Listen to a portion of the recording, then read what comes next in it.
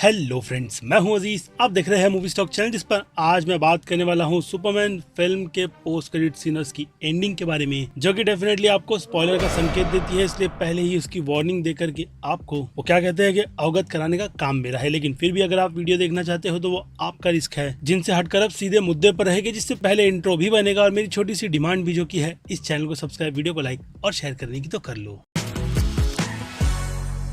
So friends, तो Superman film को देख करके ये बात तो पता चल गई है कि James Gunn back in action वाली सिचुएशन में डीसी के यूनिवर्स को बिल्कुल भी पीछे नहीं रखना चाहते, और उसी चाह में उन्होंने जिस तरीके से इस फिल्म की कहानी और वर्ल्ड बिल्डिंग को कई सारे दूसरे एलिमेंट यानी कि मेटा ह्यूमंस को डाल करके दिया है, तो ऐसे में नई ऑडियंस उसे डाइजेस्ट करने में थोड़ा बहुत टाइम लगाएगी। लेकिन मार्वल के फैंस ये कह सकते हैं कि उनके लिए ये सब कुछ नॉर्मल है। लेकिन नई ऑडियंस को भी ध्यान में रखते हुए इस तरीके के कंटेंट को ज्यादा उम्मीदों के साथ ना बनाते हुए, जो जेम्स गन का सफर था अगेन इस फिल्म के पोस्ट और एंड क्रेडिट सीन को लेकर के, उसे तो मैं उनका एक स्मार्ट मूव ही कहूंगा। क्योंकि जिस तरीके से एमसीयू की तरफ से, और हाँ कहीं ना कहीं सोनी का नाम अगर आप लेना चाहो तो ले सकते हो, जिसमें पुराना डीसी ईयू भी शामिल है, जिसके हेनरी कैविल के कैमियो को हम आज तक नहीं भूल पाए कि फ्यूचर में असल मायने में उसका क्या होगा। लेकिन खैर, उन सब से मूव ऑन डीसी ईयू ने तो कर ही लिया है अपने इस रीबूट के नए टेक के साथ। तो वही सोनी वालों ने यूनिवर्स को डेड कर कहीं ना कहीं हम फैंस को राहत दे दी है। लेकिन दूसरी तरफ देखा जाए तो एमसीयू की तरफ से जो इतने सारे तामझाम, कई सारे पोस्ट क्रेडिट सीन, जिनका फिलहाल तो पहले बहुत ज्यादा सेंस बनाया जाता था, और अब वो सारे सीन ऑब्वियसली सेंसलेस ही मानी जाएगी, क्योंकि उन सभी का आर्क अब तक वो कहते हैं ना कि पे ऑफ वाले लेवल पर गया ही नहीं है, जिसमें थंडरबोल्ट ने कहीं ना कहीं आने वाली फिल्म के फ्यूचर के हिंट को देकर एमसीयू को फिर से बैक ऑन ट्रैक वाली सिचुएशन में डाला है, जिसके लिए मुझे लगता है कि उन्हें थोड़ी देरी हो गई है। लेकिन फिंगर्स क्रॉस के फैंटास्टिक फोर बॉक्स ऑफिस पर अच्छा परफॉर्म करे, बस शर्त यह है कि एमसीयू वाले उसमें से अपनी सारी उन चीजों को जो मैंने सुना हूं उन्हें निकाल करके सिर्फ और सिर्फ अपने कंटेंट पर फोकस करे, और फिर से मार्वल को उस राह पर ले जाए जहां पर हम फैंस हर एक फिल्म के प्रोजेक्ट को देख करके बहुत ज्यादा खुश होते थे। लेकिन खैर, उन सभी से सीखते हुए जेम्स गन ने अपनी पकड़ इसलिए डीसी के यूनिवर्स में रखते हुए फैंस को तो सबसे पहले ज्यादा उम्मीदें बिल्कुल भी नहीं दी, और वही फिल्म में इस फिल्म के पोस्ट क्रेडिट सीन भी कुछ उसी तरीके से प्ले किए गए, जहां पर एक में हम सुपरमैन को क्रिप्टो के साथ ये जो वॉलपेपर दिख रहा है बिल्कुल उसी सिचुएशन में देखते हैं। और आई थिंक इसके टीवी स्पॉट में भी उस सीन को बहुत ही अच्छी तरीके से लोगों के सामने रिवील कर दिया गया था कि इन दोनों की बॉन्डिंग असल मायने में है तो है कैसी। लेकिन देखा जाए तो एंड में सुपरगर्ल के अपीयरेंस ने क्रिप्टो वाली पूरी सिचुएशन ही निकाल दी थी, जिसके बाद ये सीन बहुत ही ज्यादा वो कहते हैं ना कि बेमतलब का लगता है। लेकिन खैर, अब मेकर्स ने दिखाया है तो मैं उसी पर बात करते हुए अगर आपको दूसरे एंड क्रेडिट सीन की बात बताऊं तो वहां पर मिस्टर टेरिफिक और सुपरमैन मिलकर के जो उन्होंने पॉकेट डायमेंशन क्लोज किया है, उसी पर डिस्कशन की जा रही है कि अगर मिस्टर टेरिफिक थोड़ा और कैलकुलेशन लगाते हुए बिल्डिंग्स को प्रॉपर स्ट्रक्चर में गिनते तो फिर डेफिनेटली बिल्डिंग इस तरीके से एक दूसरे के ऊपर ले ओवर ना करती। और फिर क्या था, मिस्टर टेरिफिक वहां से काफी ज्यादा अपसेट होकर के जाता है और सुपरमैन खुद को इतनी स्मार्टनेस दिखाने की वजह से जग बोलता है। यानी ये दोनों सिंपल से ही पोस्ट क्रेडिट सीन कई सारी ऑडियंस को ऐसा लग रहा होगा कि हमारे साथ अन्याय हुआ है। वेल, तो ऐसा कुछ नहीं, बल्कि जेम्स गन ने रिसेंटली इंटरव्यू में ये बात कही थी कि वो मार्वल के स्टेप को बिल्कुल भी ना फॉलो करते हुए उस जो पोस्ट क्रेडिट सीन की हाइप, जो अभी के लिए तो बेमतलब की लगती है, जिसकी पहले मार्वल में बहुत ही बड़ी वैल्यू हुआ करती थी, लेकिन आज की तारीख में जिस तरीके से पोस्ट क्रेडिट सीन ने एमसीयू को एक क्लिकबिट वाला टैग लगा दिया है, जिन सब से वो लोग उभरते हुए फिलहाल तो थंडरबोल्ट्स में चीजों को ठीक कर रहे हैं, लेकिन चीजें कब तक सॉल्व होगी वो नहीं पता। लेकिन खैर, जो भी हो, फैंटास्टिक फोर से लोगों को बहुत ज्यादा उम्मीद है, और मैं भी उसी उम्मीद पर कायम रखते हुए यही कहूंगा कि मार्वल का फ्यूचर अच्छा हो, जिनसे फैंस तो पूरी तरीके से अपसेट है। लेकिन देखा जाए तो दूसरी तरफ डीसी ईयू में भी पोस्ट क्रेडिट सीन की इसी तरीके की सिचुएशन, और वो कहते हैं ना कि भेड़ चाल पर चलने वाली आदतों ने उन्हें ले डूबा, जिसका गहरा दाग हेनरी कैविल के रिटर्न वाला वो ब्लैक एडम का पोस्ट क्रेडिट सीन आज भी फैंस भूल नहीं पाए हैं। लेकिन दूसरी तरफ सोनी वालों ने तो पूरी तरीके से अपने यूनिवर्स को ही डेड कर दिया, जिनके घटिया से पोस्ट क्रेडिट सीन हम ऑडियंस का समय थिएटर में खराब करते थे। तो वहीं दूसरी तरफ जेम्स गन ने हमें एक अच्छा खासा ऑप्शन दिया है। डिपेंड ये करता है कि हम उन चीजों को कैसे एक्सेप्ट करते हैं, क्योंकि देखा जाए तो फिल्म में उन सारी ही सिचुएशन को स्टोरी के माध्यम से आने वाले फ्यूचर पे जो रेफरेंस के तौर पर डाला जाता है, वो जैसे कि मैंने कहा कि कई सारी ऑडियंस को बिल्कुल भी पर्दे में नहीं रखता, बल्कि जो नई ऑडियंस इससे कनेक्ट करना चाहती है वो देखेगी और कहेगी कि अगर आगे कुछ दिखाया जाएगा तो ठीक है, वरना वो इस एक ही फिल्म के साथ अपनी जर्नी को आगे कंटिन्यू करना भी है या नहीं वो डिसाइड कर सकते हैं। जबकि मार्वल ने एक अच्छा खासा होमवर्क फैंस को दे दिया था। लेकिन अगर आप क्वेश्चन ये करोगे इस फिल्म में आने वाले फ्यूचर का हिंट किस तरीके से दिया गया था, जिसमें रेफरेंस तो थे ही ईस्टर एग के तौर पर, लेकिन दूसरी तरफ जो अभी प्रोजेक्ट ऑनगोइंग चल रहे हैं उन सब का हिंट इस फिल्म में पीस मेकर के कैरेक्टर के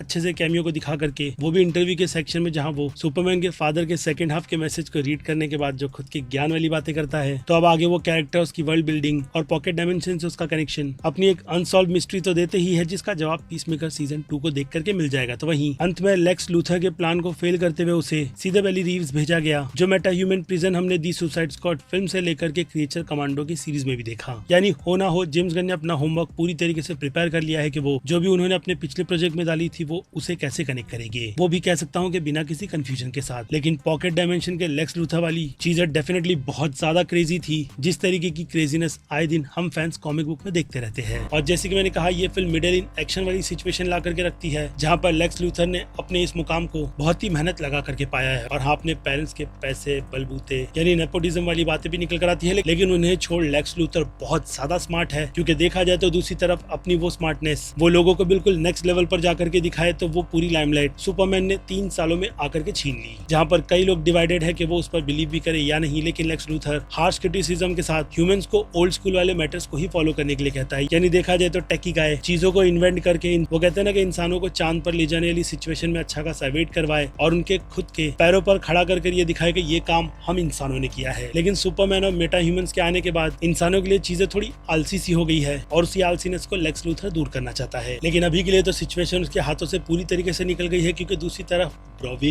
ब्रोवेविया, जी हाँ यही नाम था, उस कंट्री के प्रेसिडेंट को भी मार दिया गया हॉकगर्ल के थ्रू। तो वहीं उसका प्लान दूसरे देश जहारपुर, जी हाँ यही कुछ नाम था, उसे खाली कर खुद की एक राजा वाली छवि बनानी थी, टेक सिटी बना करके, टेक सिटी हाँ टेक वर्ल्ड बनाकर, जहाँ से वो अपने मिशन यानी कि आने वाले फ्यूचर की प्लानिंग करना चाहता था। लेकिन खैर सुपरमैन के आने की वजह से वो प्लान फेल हुआ है और कहीं ना कहीं लेक्स लूथर का सपना भी टूटा है, जिसे टूटते हुए हम लेक्स लूथर को स्क्रीन पर बहुत बुरी तरीके से रोते हुए देखते हैं। और वहीं पर सुपरमैन का रिएक्शन शायद से कुछ इस तरीके का था कि भाई मैंने बहुत ही खतरनाक सा विलेन क्रिएट कर दिया है, लेकिन अब वो सारी सिचुएशन गवर्नमेंट के अंडर आती है, जहाँ पर सीनियर रिक फ्लैग कहीं ना कहीं इंचार्ज है। लेकिन अमेंडा वोल्टर अब ये सब मिलकर इन मेटा ह्यूमंस की बढ़ती हुई आबादी पर रोक कैसे लगाया गया और ऑडियंस के बीच गवर्नमेंट पॉलिटिशियन ये सभी है, हाँ वो वाली सिचुएशन भी है कि उन्हें भी साबित करना है। यानी हर कोई अपनी जंग लड़ रहा है, जिन्हें कुछ ना कुछ लोगों के लिए प्रूफ करना है। लेकिन दूसरी तरफ सुपरमैन को देखा जाए तो उसने अपने पिता के मैसेज को सुनकर ये ठान लिया था कि वो इंसानियत और अर्थ के लोगों के लिए काफी कुछ अच्छा करेगा, यानी होप वाला सिंबल। जिसके बाद इंजीनियर ने कार्ल के उस डैमेज मैसेज को पूरी तरीके से क्रैक कर जो बात हमारे सामने रखी है उससे कई सारे फैंस डिवाइडेड हो जाएंगे, क्योंकि मिस्टर टेरिफिक ने उस पर अपनी कंफर्मेशन दी है कि वो वीडियो जनरेटेड नहीं है। यानी देखा जाए तो क्रिप्टॉन्स वालों का काफी ज्यादा अलग ही रूप फिलहाल तो लोगों के सामने रखा गया है, जिसे लेकर अगर आप ये सोच रहे हो कि क्रिप्टॉन वाले भाई सभी का भला करना चाहते थे तो फिर जनरल जॉर्ड के कैरेक्टर को भी याद कर लेना, जो अपने लोगों और अपने प्लेनेट के लिए किसी भी हद तक जा सकता था। और फिर क्या अगर यहाँ पर निकल कर आते हैं कॉमिक बुक के कई सारे अलग अलग वर्जन, तो मैं उसके लिए आपको हाईली रिकमेंड करूंगा एब्सोल्यूट सुपरमैन की कॉमिक, जिस पूरे यूनिवर्स को फैंस को ही ज्यादा ध्यान में रखकर भाई बहुत ही बैंगर तरीके से शुरू किया गया। और उसमें क्रिप्टॉन प्लैनेट की अच्छी खासी ओरिजिन को सिम्बॉल्स में कैसे अलग अलग लोगों के जरिए बांटा गया और कैसे उन लोगों को दबाया जाता था, वो सारी ही सिचुएशन बहुत ज्यादा ओपी थी, जिन सब से सीखते हुए ज़ोरेल ने, जो वहाँ पर अच्छी खासी थोड़ी एज का है यानी कि 10-12 साल का, ताकि वो अपने पेरेंट्स को याद रख सके, तो उन्हीं चीजों को थोड़ा इग्नोर करके यहाँ पर जेम्स गन ने पुराने ओल्ड स्कूल वाली वाइब को अपने इस यूनिवर्स में जगह दी, जहाँ पर सुपरमैन को अपने पिता और सारी टेक्नोलॉजी के बारे में बड़े होने के बाद ही पता चला और उसने मैसेज के ही जरिए अपने पेरेंट्स को नोटिस किया और डेफिनेटली उनके मैसेज को भी। लेकिन अगर इसे पूरी तरीके से रिवर्स किया जाए तो वहीं सुपरगर्ल यानी कि ज़ोरेल, हाँ यही नाम है उसका, उस कैरेक्टर ने बहुत ज्यादा झेला था, जहाँ पर हमें उस कैरेक्टर का इंट्रोडक्शन इस फिल्म में काफी अच्छे से सूट को दिखा करके तो किया ही गया, ऊपर से मिली अल्कॉक ने अपने कैरेक्टर की प्रेजेंटेशन भी बहुत ज्यादा अच्छी रखी है, जिन सभी में रेफरेंस इतना ज्यादा कूट कर डाला गया कि भाई मैं आपको यहाँ पर अब एक सुपरगर्ल की कॉमिक बुक रिकमेंड करना चाहूंगा। जी हाँ, मैं बात कर रहा हूँ वुमेन ऑफ टुमारो की, जिस कॉमिक बुक की अडेप्टेशन पर जेम्स गन की कंफर्मेशन के अकॉर्डिंग वो लोग फिल्म बना रहे हैं, जो लिटरली क्रेजी है। तो उसी हिंट पर सुपरमैन भी यहाँ पर अपनी कजन को सुपर रोबोट नंबर 4 को बताते हुए कहता है कि वो रेड प्लेनेट पर जाकर के हमेशा ड्रंक रहती है, क्योंकि वहीं पर जाने के बाद उनकी शक्तियां वीक होती है और तभी उन्हें नशे का एहसास होता है, जो चीजें वो अर्थ पर रह करके तो बिल्कुल भी नहीं कर सकते। लेकिन अगर देखा जाए तो कहीं ना कहीं सुपरगर्ल के लिए बहुत ज्यादा प्रॉब्लम भी क्रिएट होगी, क्योंकि रूथ नाम का कैरेक्टर अपने बदले के प्लॉट के साथ उसके पास एक मिशन लेकर आएगी, जिस मिशन की जर्नी में अब कौन किसे क्या सिखाएगा वो तो मैं आपके लिए बिल्कुल भी स्पॉइल नहीं करूंगा, लेकिन ट्रस्ट मी वो कहानी बहुत ज्यादा अमेजिंग है। और अगर उसी राह पर बढ़ते हुए ये फिल्म लोबो को भी इंट्रोड्यूस कर रही है, तो हाँ उस कॉमिक बुक में लोबो का कैरेक्टर इंट्रोड्यूस तो नहीं हुआ था, लेकिन बेटी वाली सिचुएशन उस कॉमिक बुक में इंट्रोड्यूस की गई थी। यहाँ पर जेसन मोमोआ हिमसेल्फ शायद से अपने कैरेक्टर्स की प्रेजेंट दर्ज करवाएंगे।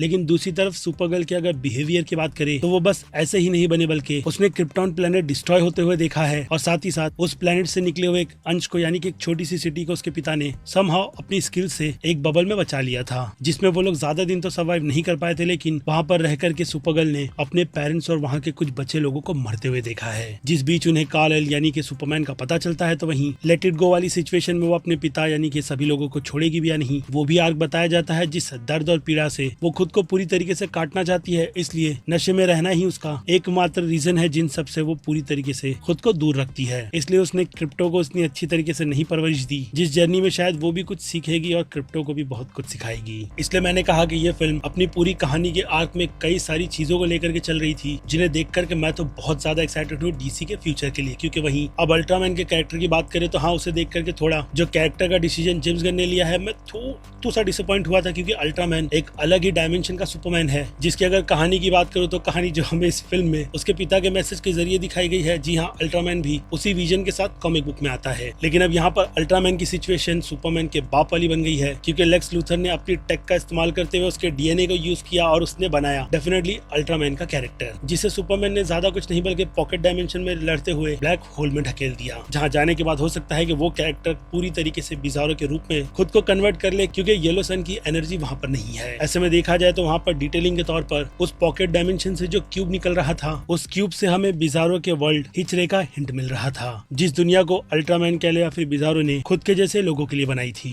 जिन अगली चीजों को हम इस यूनिवर्स में भी टीज के तौर पर अगर कहूँ तो काइजो, इंटेलिजेंट मंकी, जो सुपर शीट जैसी वाली चीजें चलाते हैं, हाँ वैसे और भी भरे पड़े होंगे, जिन्हें डेफिनेटली फ्यूचर के लिए होल्ड करके रखा जाएगा, और बिजारो के उस अलग से रूप से किस तरीके का केओस क्रिएट होगा वो भी बताया जाएगा। बाकी मेटामॉर्फो के कैरेक्टर की बात करूँ तो फिलहाल वो उस यूनिवर्स में फिट होता है, लेकिन अभी के लिए तो फिल्म के अकॉर्डिंग वो जस्टिस गैंग का मेंबर है। बाकी फिल्म में फोर्ट्रेस ऑफ सॉलिट्यूड को उतनी अच्छी तरीके से एक्सप्लोर नहीं किया गया, लेकिन ऑल स्टार कॉमिक बुक में उस जगह पर क्या क्या है यानी क्या क्या चीजें हो सकती है उसका अच्छा खासा नमूना दिया गया था, जहाँ पर कॉस्मिक एनविल भी इस फिल्म में एक जगह जहाँ क्रिप्टो खाना खाता है वहाँ पर दिखाया गया, जिसके बारे में अगर आपको नहीं पता तो मैं बता दूं कि सुपरमैन उससे बेबी सन्स बनाता है, जिसे एब्जॉर्ब कर वो अपनी पावर्स को बहुत ही अच्छी तरीके से मेंटेन कर सकता है। लेकिन कुछ कॉमिक बुक में वो इन चीजों को वहाँ पर रखे गए अलग अलग क्रिएचर्स को खिलाने के लिए भी यूज करता है, तो वहीं हो सकता है कि क्रिप्टो ने भी बेबी सन का स्वाद चखा होगा, इसलिए वो चीजों का ऐसे तोड़ता फोड़ता रहता है, वो भी बिना डरे। और फिर आखिर में मैक्सवेल लॉर्ड के छोटे से कैमियो ने इस कैरेक्टर की भी इंपॉर्टेंस इस फिल्म में जिस तरीके से उसके नाम के लोगों को बार बार हाईलाइट कर दिखाया गया है, तो हो सकता है कि फ्यूचर में भी उसे अच्छी तरीके से यूज करते हुए अब ये बताया जाए कि लेक्स लूथर के जाने के बाद उसे भी कहीं पर जो लाइमलाइट से हटा दिया गया था पूरी फोकस में ला दिया जाएगा। जिन सब पर बात करने के लिए तो बहुत कुछ है, यानी वीडियोस आती रहेगी सुपरमैन डीसीयू के यूनिवर्स से रिलेटेड, लेकिन अभी के लिए तो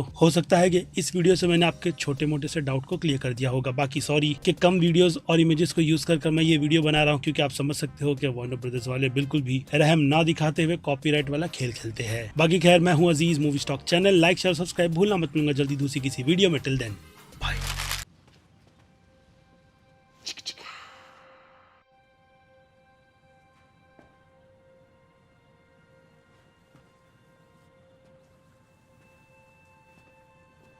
You're still here. It's over. Go home.